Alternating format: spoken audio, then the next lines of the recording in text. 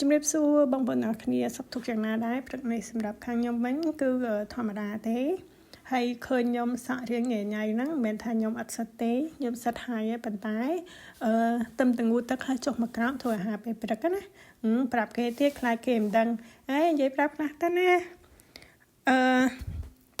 ឥឡូវនេះមកធ្វើអាហារពេលព្រឹកវិញបងប្អូនហើយអាហារពេលព្រឹករបស់ខ្ញុំនេះដូចតែរាល់ដងទេបងប្អូនមានតែផ្លែឈើនឹងឯងប៉ុន្តែថ្ងៃខ្លះចឹងទៅក៏ខ្ញុំធ្វើជារបៀបថានំប៉័ងសាំងវិចដាក់គាត់យកទៅសាលារៀនណាពេលខ្លះក៏យកទៅជាមួយឈីសអីចឹងទៅហើយនេះថ្ងៃនេះខ្ញុំមានផ្លែ strawberry ហើយផ្លែស្វាយហើយមួយមុខទៀតនោះគឺផ្លែអាឡឹកហើយអាឡឹកខាងខ្ញុំនេះគឺអត់ទាន់សបោទេភាគច្រើន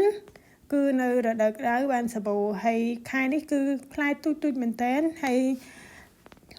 និយាយទៅផ្លែអាឡឹកនេះទូចប៉ុន្តែវាក្រហមហើយវាផ្អែមដល់ចឹងហើយកូនខ្ញុំគាត់ចូលចិត្តណាបងប្អូនហើយអាឡឹកហ្នឹងគឺអាឡឹកនាំចូលទេមិនមែនអាឡឹកគេដាំនៅនេះទេហើយឥឡូវហ្នឹងហាពេលព្រឹករបស់ខ្ញុំនេះគឺរៀបចំឲ្យហើយដាក់នៅក្នុងមួយប្រអប់នេះហើយមួយប្រអប់ហ្នឹងគាត់យកទៅសាលារៀនហើយពីចានទៀតខ្ញុំរៀបចំដាក់ឲ្យគាត់ញ៉ាំឲ្យហើយអញ្ចឹងណាបន្ទាប់ពីរៀបចំហើយឥឡូវហ្នឹងគឺដល់ម៉ោងទៅសាលារៀនតែម្ដងហើយកូនខ្ញុំក៏ថាថ្ងៃនេះក្តាប់គាត់រៀងធ្ងន់អញ្ចឹងគាត់សុំឲ្យខ្ញុំហ្នឹងជួយយួរបានអត់ខ្ញុំក៏ឆ្លើយថាអូខេអត់បញ្ហាទេហើយកបោបហ្នឹងរៀងធ្ងន់មែនណាបងប្អូនអញ្ចឹងដាក់តែផ្លែឈើទៅតាមពិតសាច់កបោបហ្នឹងវារៀងធ្ងន់ហើយប៉ុន្តែមានសភៅមានឯកសាររបស់គាត់នៅនឹងទៀតហើយថែមអាហារពេលព្រឹកនឹងទឹកទៀតគឺវារៀងធ្ងន់ដែរណាសម្រាប់គាត់អញ្ចឹងហើយពេលខ្លះហ្នឹងខ្ញុំក៏យួរទៅពេលខ្លះអញ្ចឹងគាត់ក៏យួរខ្លួនឯងណាដូចបងប្អូនឃើញនឹងដែរហ្នឹងហើយនិយាយពីថាអាកាសធាតុថ្ងៃនេះត្រជាក់គឺអាកាសធាតុជាក់យកតែម្ដងណាបងប្អូនកាលពីម្សិលមិញហ្នឹងគឺបើកថ្ងៃទេបើកថ្ងៃចាស់អាកាសធាតុល្អមែនតើប៉ុន្តែថ្ងៃនេះចេញមក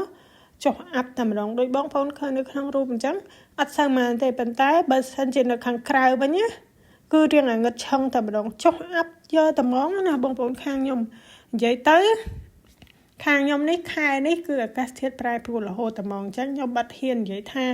អាកាសធាតុខាងខ្ញុំឥឡូវហ្នឹងគឺអត់ភ្លៀងអត់អីទេមែនទេថ្ងៃខ្លះមួយថ្ងៃហ្នឹងទៅភ្លៀងថ្ងៃស្អែកចឹងទៅរាំងហើយមួយថ្ងៃស្អែកទៀតចឹងទៅវាបើកថ្ងៃណាអញ្ចឹងមិនថាមើលតែមេឃទៅភ្លៀងក៏ភ្លៀងល្ងាក៏ល្ងាហើយថ្ងៃខ្លះចឹងទៅបើកថ្ងៃក៏បើកថ្ងៃដែរដូចនៅក្នុងវីដេអូហ្នឹងចឹងងឹតតែម្ដង